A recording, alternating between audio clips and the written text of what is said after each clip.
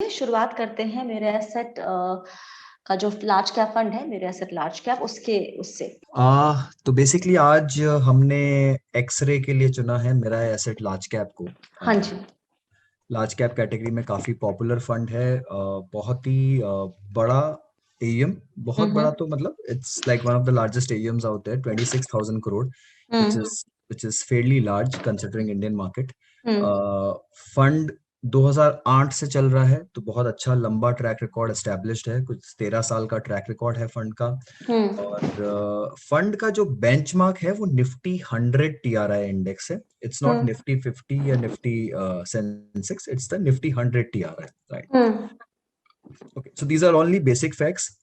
Fund क्या करता है हम सबको पता है, लार्ज कैप कंपनीज में इन्वेस्ट करता है। लार्ज कैप का डेफिनेशन सेबी ने डिफाइन कर रखा है, top hmm 100 companies by market capitalisation. Hmm और फंड का मैंडेट है कि एटलीस्ट 80% से ज्यादा वो इन लार्ज कैप कंपनीज में करेगा। जो रिमेनिंग 20% है, SEBI allows them to invest into mid और स्मॉल कैप, जहां भी उनको ठीक लगता है तो वो हम्म लोग करते हैं basically, right? Hmm it's sector agnostic fund, it's theme agnostic fund, it's a market capitalization agnostic fund, which means it is hmm free to do any sector, any market cap basically. तो large cap bias रहेगा 80%, so which is there in the portfolio, right?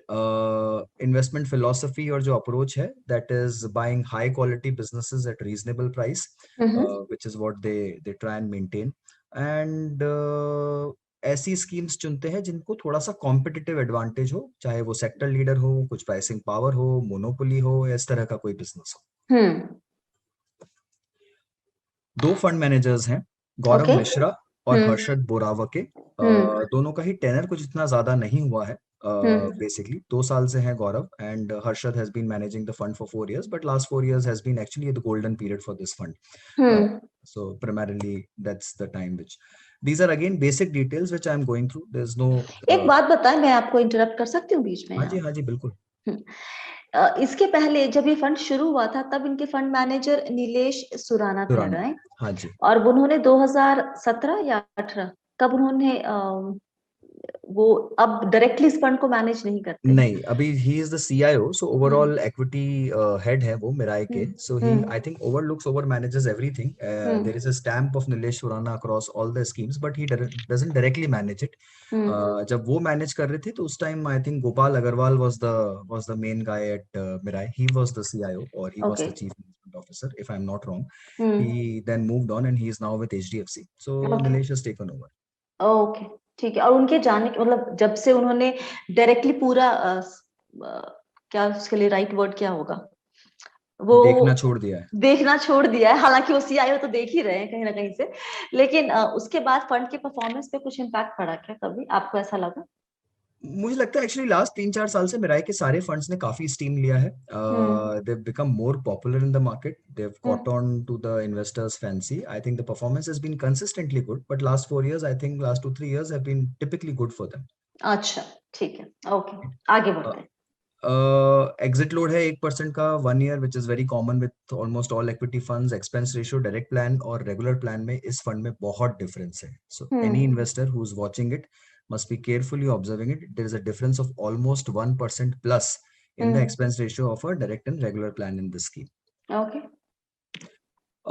Composition, current composition, 85% into large caps, 9.5% into mid cap, 3.5% small cap का allocation है, which is fairly tilted towards large cap by mandate, but ठीक ठाक mid cap और small cap इन्होंने ले रखा है अपने portfolio में. राइट।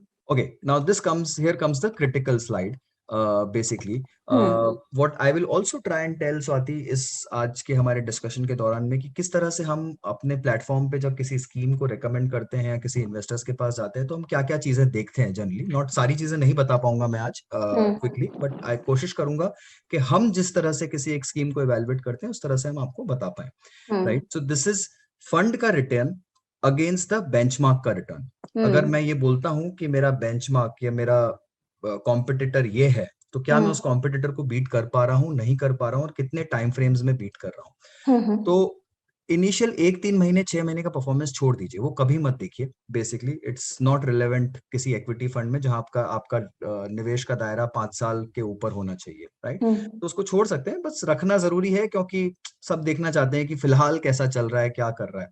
बट अगर आप देखें YTD फंड ने अपने TRI इंडेक्स को, निफ्टी 100 इंडेक्स को कुछ 1.5% से बीट किया है। बेसिकली लास्ट 1 साल में ऑलमोस्ट फ्लैट है, इंडेक्स के बराबर परफॉर्मेंस है। 2 साल में एनुअलाइज रिटर्न में एक्चुअली अपने बेंचमार्क को बीट नहीं कर पाया है। 3 साल में भी बेंचमार्क के जस्ट पास में है। 4 साल में भी बेंचमार्क को बीट नहीं कर पाया है। 5 साल में भी बेंचमार्क के जस्ट पास में है।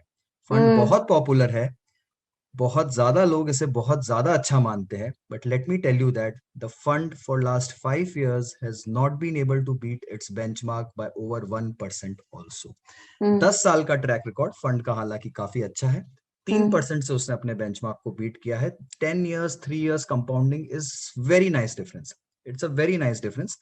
तो इनिशियल 5 साल का परफॉर्मेंस ज्यादा अच्छा था जब बेंचमार्क को वो ज्यादा अच्छे से बीट कर रहा था। रिटर्न चाहे कितना भी रहा हो उस टाइम, बट वो अपने बेंचमार्क को अच्छे से बीट कर रहा था, basically, right? So that's a very critical way of analyzing and scanning a fund. Don't go by 1 3 6 months, that's just not relevant. Start with 1 year YTD or whatever, and then track it backwards. Okay. Important thing, if you have seen and anywhere आपका और मेरा discussion हुआ है, कहीं पर भी मैंने कुछ बोला है, I have always favored an index fund when it comes to large cap category, and I have been very unequivocal in my support for index funds. I continue to believe indexing is the only way forward in an economy which is maturing, and that's the utter truth or the bitter truth. इनको देखते हैं, index fund से compare करते हैं, benchmark से नहीं कर रहा हूं मैं, अब इंडेक्स फंड से कंपेयर कर रहा हूं। इंडेक्स मतलब मैं सीधा निफ्टी 50 से कंपेयर कर रहा हूं, एक तरह से आप वो देख सकते हैं। ठीक है। तो यहाँ पर भी मैं YTD देखूं तो निफ्टी को बीट नहीं कर पाए हैं। 1 साल में निफ्टी को अच्छे से बीट किया है, 2 साल में निफ्टी से काफी पीछे है, 3 साल में ऑलमोस्ट एट पार है, 5 साल में भी ऑलमोस्ट एट पार है। मैं ऑलमोस्ट एट पार क्यों बोलता हूं? क्योंकि ये मैं निफ्टी इंडेक्स फंड ले रहा हूं, मैं निफ्टी नहीं ले रहा हूं।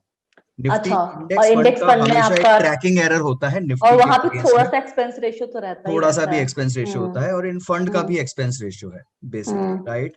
तो इस फंड का भी 1.5% का एक्सपेंस रेशियो है, सॉरी ज्यादा का एक्सपेंस रेशियो था, 1.54 कुछ। तो वो अगर आप देख ले टेक्निकली हर साल के लिए, अगर आप उसको 5 साल पे कंपाउंड कर दें बेसिकली, तो there is hardly any difference between them and the index. Okay, there is nothing much to pick out here, or picking an index basically. So and you see this analysis across the large cap category. I'm not joking, Swati. आप एक एक scheme उठाइए जो आपको अच्छी लगती है, जैसे लोग मतलब बहुत चढ़ा के रखते हैं कि ओहो Axis blue chip, Mirae large cap, और ये स्कीम वो scheme. You take any name, go back 5 years, track it calendar year wise, track it annualized with the index, with the benchmark, you will find they're all hovering, they're all benchmark hugging. Basically, the market has totally become a benchmark hugging market. It's not a market where fund managers today strive to beat the benchmark, they just want to hug the benchmark. So that's the and that happens actually जब market बहुत बड़ा हो जाता है, scheme बहुत बड़ा हो जाता है, तो आप safe खेलते हैं थोड़ा सा, and you really want to be in that zone. But या fact aside, they continue to do well. थोड़ा तो अल्फा जनरेट करते हैं ये लोग बेंचमार्क के अगेंस्ट में, so it is, I am not, ऐसा नहीं कि मैं सारा क्रेडिट ले रहा हूँ। आप पीयर ग्रुप्स के अगेंस्ट में देखें, third parameter is peer groups के अगेंस्ट में इनको कंपेयर करें। I have taken all mostly सारे बड़े नाम ले लिए मैंने, frontline equity, SBI blue chip, Canara blue chip, Axis blue chip, and if you track the performance basically few ones are almost at par. 2 साल में इनका परफॉर्मेंस थोड़ा खराब है CAGR रिटर्न के लिहाज से compare to all the other peer groups and even the index and the benchmark. 3 साल में they are at par mostly. 5 साल में again they are in the median range basically, right? So that's where it is, and since inception, which is 13 years of their track record, they've been more or less in that range. Typically 15 से 17 का range है सारे large cap funds का, and that's where they are also. So it is, and that's why it becomes very tough in a large cap category to pick one over other. And when people come and ask कि ये मैं निकाल दूं, ये ले लूं, वो ले लूं, ये चेंज कर दूं, and हमेशा आप देखेंगे कोई भी आता है, नॉट जस्ट मी, वो बोलेगा क्यों निकालना चाहते हो आप? 3 या 5 साल में और 10 साल में जाकर वो सारे लार्ज कैप फंड उधर ही जाने वाले, वो सब 1% के डिफरेंस पे खेलेंगे, आपस में उनका डिफरेंस उतना ही रहेगा। एंड टुडे आई और anyone else, no expert in the market can tell you कि 10 साल बाद वो 1% किसके फेवर में रहेगा, what is the difference, and that's why we all unanimously will at least agree कि index remains a better choice when it comes to this category. All right. Okay, we come to quick ratios. We track lot many other ratios at our when we analyze a fund platform, but फिलहाल मैंने कुछ छोटे मोटे ratios रखे हैं यहाँ पर. Alpha is very critical. 2% का life till date alpha generate कर रहे हैं ये लोग since inception, which is a fairly high alpha. अगर आप 1.5% का expense ratio निकाल भी दे उसमें से, then also they are generating positive alpha, which means they are beating benchmark. So they are not bad.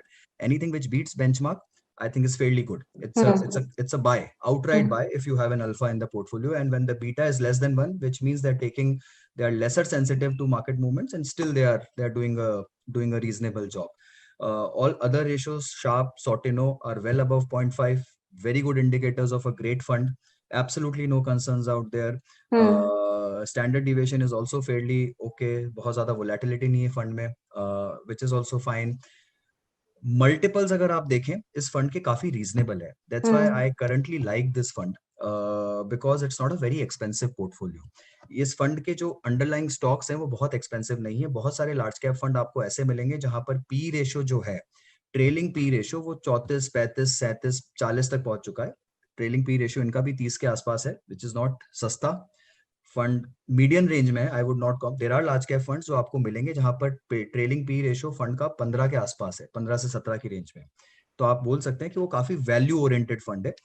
इनका पी रेशियो देखकर आप बोल सकते हैं कि ये काफी growth oriented, momentum oriented fund है. जो लोग डिविडेंड यील्ड के नजरिए से इस फंड को देखते हैं, it's not, that's not the right way. This is not a category which will give you great dividends. So just a quick overview on the ratios. This is also important to see कि ये कितना churn करते हैं अपना portfolio. Again a very good indicator. आपको ये बताता है कि पोर्टफोलियो में कितने ज्यादा चेंजेस होते हैं, कितने फ्रीक्वेंटली चेंजेस हो सकते हैं बेसिकली. तो लास्ट एक साल का अगर चर्न रेशियो आप देखें तो 25% है, मतलब 1/4 पोर्टफोलियो उन्होंने चेंज किया है लास्ट एक साल में, which is a reasonable number. Just gives you one good indicator कि कितना ट्रांजैक्शनल है पोर्टफोलियो आपका. This is also a good way to analyse. ये लार्ज कैप में इतना ज्यादा यूजफुल नहीं है ये टूल, लिक्विडिटी मैप करना, बट स्मॉल कैप फंड्स में दिस इज एक्सट्रीमली क्रिटिकल. बहुत ज्यादा क्रिटिकल हो जाता है कि आप उस फंड का लिक्विडिटी रिस्क ट्रैक करें. अगर मैं एक फंड मैनेजर हूं और मैं देखना चाहता हूं कि मेरा पोर्टफोलियो कितना लिक्विड है, एक्चुअली डेट फंड्स में और ज्यादा इंपॉर्टेंट हो जाता है, और आज मैं मार्केट पे जाऊं स्क्रीन पर उसको बेचने, तो मैं कितने दिन लगेंगे मुझे वो पूरा पोर्टफोलियो बेचने को, in the worst case scenario, right? So it's also called stress testing of a fund. तो मुझे 85% जो पोर्टफोलियो है मेरा, वो मैं 3 से 10 दिन के बीच में निकाल सकता हूँ इस फंड में.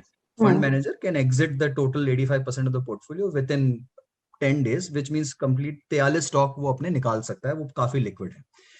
10 ऐसे स्टॉक है जो थोड़े से इलिक्विड है, जिनको निकालने में, बिकॉज उनके पास वॉल्यूम ज्यादा है, इतना लिक्विडिटी नहीं है उन स्टॉक्स में, उनको थोड़ा टाइम लग सकता है, right? They can't keep going on the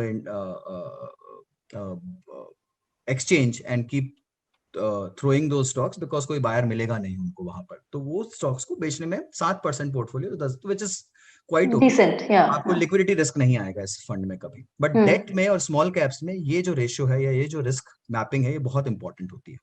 Sure. This is again one very important tool to see ki how the fund has been faring and what is the strategy of the fund vis-a-vis the benchmark index. तो Nifty 100 में financial services का, just explain करता हूं मैं इसको, financial services का जो weightage है वो 32% है निफ्टी 100 इंडेक्स में. इन्होंने अपने फंड में 28% वेटेज ले रखा है. इसका मतलब आप ये नहीं बोल सकते कि इनके फंड में, अब अगर हम क्या करते हैं, जनरली लोग क्या करते हैं, फंड के टॉप 5 सेक्टर क्या है, टॉप 5 ऑब्वियसली फाइनेंशियल सर्विसेज दिखाएगा, बट फैक्ट इज वो फाइनेंशियल सर्विसेज पे अंडरवेट है.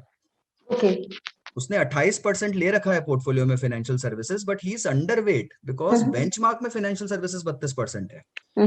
तो वो फाइनेंशियल सर्विसेज पे 4% या 4.25% से अंडरवेट है. उस फाइनेंशियल सर्विसेज ने बेसिकली 67% रिटर्न दिया है, बेसिकली 57% रिटर्न दिया है बेंचमार्क के लिए. उस पूरे 32% एलोकेशन ने बेंचमार्क निफ्टी 100 में 57% रिटर्न दिया है. और इनका जो 28% का चुनाव था उसने 67% रिटर्न दिया है। Okay. इन्होंने जो स्टॉक्स चुने फाइनेंशियल सर्विसेज में उन्होंने ज्यादा अच्छा परफॉर्म किया, so they have actually generated active returns यहाँ पर। इसका मतलब कि उनका जो स्टॉक सिलेक्शन था फाइनेंशियल सर्विसेज में, उन्होंने एज इट इज पूरा बेंचमार्क में जो जो नाम थे सबको उठा नहीं लिया, उन्होंने उसमें से हैंड पिक किया, अच्छा सिलेक्शन किया और ज्यादा अच्छा रिटर्न जनरेट किया कम स्टॉक लेकर। So that's a very good indicator. Similarly I will take an other example, other side of it, metals. Metals में बेंचमार्क निफ्टी 100 में वेटेज है 2%, एंड मेटल्स इसलिए ले रहा हूँ क्योंकि बहुत ज्यादा रैली आया है मेटल्स के अंदर में फिलहाल में। इन्होंने मेटल्स पे बिल्कुल कॉल नहीं लिया, 0.1% एलोकेशन, शायद कोई छोटा सा स्टॉक कहीं ले लिया इन्होंने मेटल्स का, तो ये ग्रॉसली अंडरवेट थे मेटल्स में। मेटल्स ने इस इंडेक्स में 224% कंट्रीब्यूशन दिया है रिटर्न्स के अंदर निफ्टी 100 के, और इनके पोर्टफोलियो में बिकॉज 0.10% ही एलोकेशन था, वो जो रिटर्न आया है वो 43 ही आया है, तो there is a difference of active return by -180। So this is how you track कि वो किस सेक्टर पर अंडरवेट या ओवरवेट है। You can always, if you are an active stock picker, आप अपनी फिलोसफी से इसको मैच कर देख सकते हैं कि ये किस सेक्टर पर ओवरवेट अंडरवेट जा रहे हैं, क्या इनका ओवरऑल सिलेक्शन ठीक जा रहा है, या फिर ये कितना एक्टिवली उस पोजीशन को इंडेक्स से अच्छा परफॉर्म करके दिखा रहे हैं। दैट्स अ ट्रू इंडिकेटर कि वो फंड एक्चुअल में क्या कर रहा है और कितना अच्छे तरीके से परफॉर्म कर रहा है। You have to beat benchmark at all parameters. A good fund manager has to consistently do it basically. So and that's a very good stress test of a good fund manager. So I hope मैं इस slide को explain कर पाया हूँ, थोड़ा detail slide है, ज्यादा time नहीं निकाल पाऊंगा इस पे। स्टॉक्स क्या क्या हैं, आप टॉप 5 देख सकते हैं, टॉप 10 देख सकते हैं। मैं टॉप 10 नहीं डाले हैं। टॉप 10 में एक्चुअली आपको ये देखना चाहिए कि टॉप 10 स्टॉक जो है वो पोर्टफोलियो का कितना परसेंट है, क्या वो पोर्टफोलियो का 50% से ऊपर है या 50% के नीचे है। अगर 50% से ऊपर है टॉप 10 में, इसका मतलब बहुत कॉन्सेंट्रेटेड पोर्टफोलियो चला रहा है, और उन 10 में से कुछ हिलेगा तो पूरा पोर्टफोलियो पे बहुत असर आएगा। और अगर टॉप 10 का कंपोजिशन 50 से नीचे है, ओके, 50 इज नॉट लाइक ऐसा रिजिड 50 नहीं है कि 49 हुआ तो 51 हुआ तो ये और 49 हुआ तो वो, बट आई एम जस्ट एक थ्योरेटिकल लाइन दे रहा हूं मैं। तो वो दिखाता है कि पोर्टफोलियो अच्छे से डाइवर्सिफाइड है अगर 50% से नीचे एलोकेशन है टॉप 10 का। एंड आप नाम तो देख ही सकते हैं, सारे पॉपुलर नाम है, ऐसा कुछ अननोन नेम या कुछ ऐसा अननोन एलोकेशन इन्होंने नहीं कर रखा है। आपको ऑब्वियसली डिटेल में जाना पड़ता है पोर्टफोलियो में। आई हैव जस्ट टेकन, आप कभी कभी चाहें तो ये भी ट्रैक कर सकते हैं, हालांकि रिटेल निवेशकों के लिए इतना जरूरी नहीं है ये देखना कि क्या अंदर आया क्या बाहर गया, बट आपको फंड मैनेजर के थॉट का पता लगता है कि इन्होंने क्या चीज ली है अभी, और वो धीरे धीरे किस पोजीशंस को बिल्ड कर रहे हैं। तो न्यू एंट्री एग्जिट्स अगर आप ट्रैक करना चाहें तो वो भी ट्रैक कर सकते हैं। बात बताएं, मैंने कहीं पढ़ा था कि out of 24 actively managed large cap funds which have completed 10 years as of July 2021, only 11 funds or 46% have outperformed BSE 100 on a 5-year daily average rolling basis for the last 10 years. Of these, उसमें से एक नाम Mira asset large cap का था जिसने ये लगातार 5 साल में बीट किया है। तो अगर आप बताएं कि अब इस तरह के अगर डेटा मेरे सामने है और आपने जितनी चीजें बताई हैं उसके हिसाब से क्या पोर्टफोलियो में मिरा एसेट लार्ज कैप की जगह है, क्योंकि आज ये बीट कर रहा है लेकिन गोइंग फॉरवर्ड क्या ये लगातार बीट कर पाएगा बेंचमार्क को? लुक टुडे, जैसा आपने बोला आज ये बीट कर रहा है और इनका अल्फा पॉजिटिव है। I think one of the biggest comforting factors जो मेरे को लगता है कि इनका अल्फा पॉजिटिव है। 27,000 करोड़ का फंड हो गया जो कि बहुत बड़ी साइज है, उसके बावजूद ये लोग पॉजिटिव अल्फा जनरेट कर रहे हैं। कोई बहुत बड़ा नंबर नहीं है, बट इंडियन मार्केट में वो जनरेट करना लार्ज कैप कैटेगरी में बहुत टफ है, बहुत ज्यादा टफ है। मुझे आप 10 बार पूछेंगे तो 11 बार मेरा जवाब होगा कि आप इंडेक्स फंड लीजिए, पर 12वीं बार अगर आप मुझसे पूछेंगे गन पॉइंट पे तो मैं बोलूंगा कि हाँ आप एक लार्ज कैप फंड ले सकते हैं और ये एक अच्छा फंड है, वो हो सकता है।